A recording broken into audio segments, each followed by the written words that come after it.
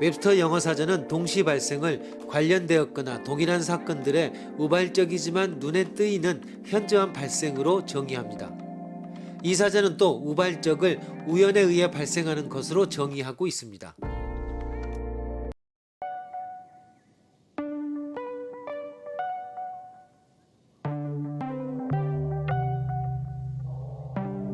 여러분은 다음과 같은 이야기를 너무나 많이 들어왔을 것이다. 있잖아. 언젠가 나는 의자에 앉아서 부산에 계시는 삼촌에게 얼마나 오랫동안 전화를 안 걸었는지를 생각하고 있었어. 그런데 무슨 일이 일어났는지 알아? 바로 그 순간에 전화벨이 울리는 거야. 바로 삼촌께서 전화를 하신 거지. 아무튼 텔레파시에 무엇인가 있는 게 틀림없어. 이것은 동시발생적 사건에 대한 정교한 설명의 전형적인 예다. 어떤 설명이 가능한가?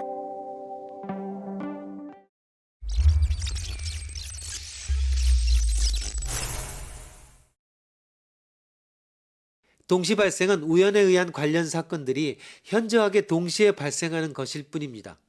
불행하게도 이것은 많은 사람들이 동시 발생의 의미를 해석하는 방식이 아닙니다.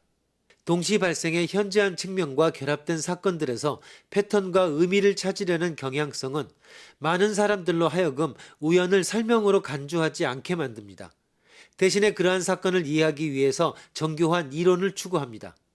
어느 날이든 대부분의 사람들은 멀리 떨어져 있는 많은 사람들을 생각하고 있다는 사실이 일반적으로는 잘 인식되지 않습니다. 여러분이 다른 사람을 생각한 후에 그 사람이 전화를 걸어오는 경우가 얼마나 자주 일어나는가? 거의 없습니다. 따라서 여러분은 한 해 동안 수많은 사람들에 대해서 생각할 것이지만 그 사람들이 그 순간에 전화를 걸어오는 경우란 거의 없습니다.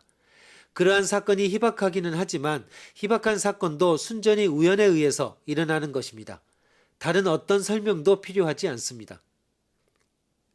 미국의 많은 주정부는 복권을 법제화해 왔습니다. 법에 의거해 당첨번호는 일반적으로 컴퓨터를 이용하거나 아니면 다른 기계적인 무선화 도구를 이용해서 뽑습니다. 그렇기 때문에 동일한 번호가 2주간 연속해서 당첨번호로 뽑히는 피할 수 없는 사건이 발생할 때 많은 통계학자와 행동과학자들은 낄낄거리면서 재미있어 할 것입니다.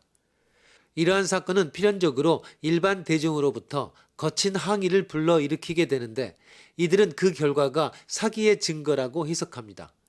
이것을 사기의 증거로 보는 일반 대중의 생각은 별나거나 가망성이 없는 사건이 우연에 의해서만 일어날 수 없다는 잘못된 견해에서 비롯됩니다. 물론 통계학자들이 낄낄대는 이유는 우연히 정반대 방향으로 작동하였기 때문입니다. 만일 복권이 오랫동안 시행된다면 언젠가는 연속해서 동일한 번호가 당첨되게 되어 있습니다. 어느 때 우연 요인만의 작동을 반영하고 있는 사건에 대한 복잡한 설명을 꾸며내는 것을 억제해야 하는지 아는 것이 현실적으로 유용합니다. 작가인 아툴 가완디는 1973년 욤키퍼 전쟁 중에 어떻게 이스라엘 공군이 자문을 받기 위하여 인지심리학자인 데니엘 카너먼에게 접근하게 되었는지를 기술하고 있습니다. 두 비행 중대가 출격을 하였는데 한 중대는 4대를 잃었으며 다른 중대는 9대를 잃었습니다.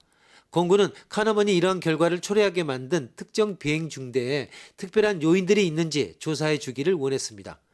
카너먼은 연구를 수행하는 대신에 이스라엘 공군에게 시간 낭비를 하지 말라고 답했습니다.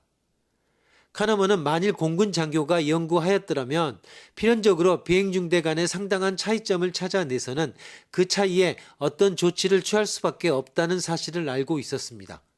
그러나 카너먼은 그러한 요인은 어느 것이든지 사이비일 가능성, 즉 단순한 우연의 결과일 가능성이 크다는 사실을 알고 있었습니다.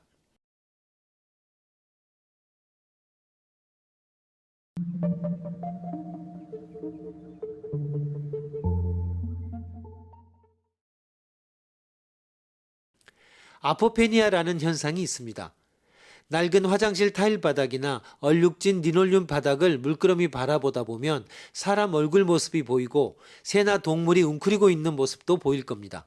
이처럼 모호하고 흐릿한 자극으로부터 실제로는 존재하지 않는 지각을 뚜렷하게 보게 되는 일종의 착각을 파레이돌리아라고 합니다.